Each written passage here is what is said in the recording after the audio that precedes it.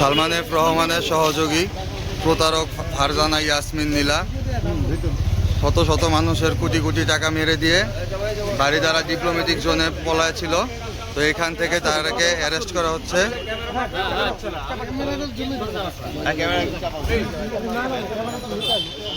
এই সেই প্রতারক ফারজানা ইয়াসমিন নীলা সালমান এফ রহমানের সহযোগী। এই সেই মহিলা যার নাম নীলা ইয়াসমিন এবং তার হাজবেন্ড মজিদ, সে প্রিমিয়ার ব্যাংকের এমডি। কিভাবে থাকে বাটপার চিটার আত্মসাৎ করে কোটি কোটি টাকা প্রায় 6 মাস যাবত আত্মসাৎ করে এই যে বাটপারের সহযোগী, এই সহযোগীদেরকে সুষ্ঠু বিচার আইনের হাতে তুলে দেওয়া হয়েছে। এই সেই ভুক্তভোগী। আপনার সাথে কি ঘটেছিল? উনি আপনার কি করেছে?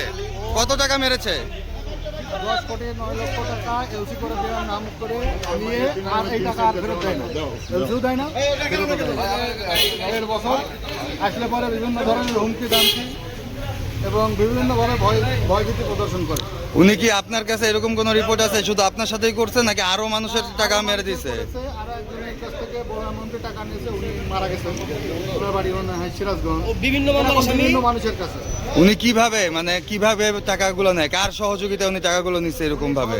কার ক্ষমতা বলে উনি এগুলো করে? এজেন্ট আছে, বিভিন্ন আছে, এদেরকে এনাদের মাধ্যমে বিভিন্ন ব্যবসায়ীদেরকে নিয়ে আসার পরে বিভিন্নভাবে তাদের কাছ থেকে ব্যবসার কথা বলে টাকা পয়সা নেওয়া। ওনাকে শেল্টার দেয় কে?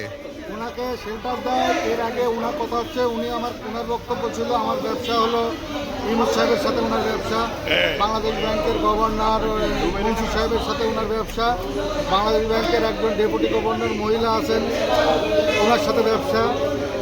এরকম ধরেন কথাবার্তা বলে উনি মানুষকে বিভিন্নভাবে প্রোভাইড করেন।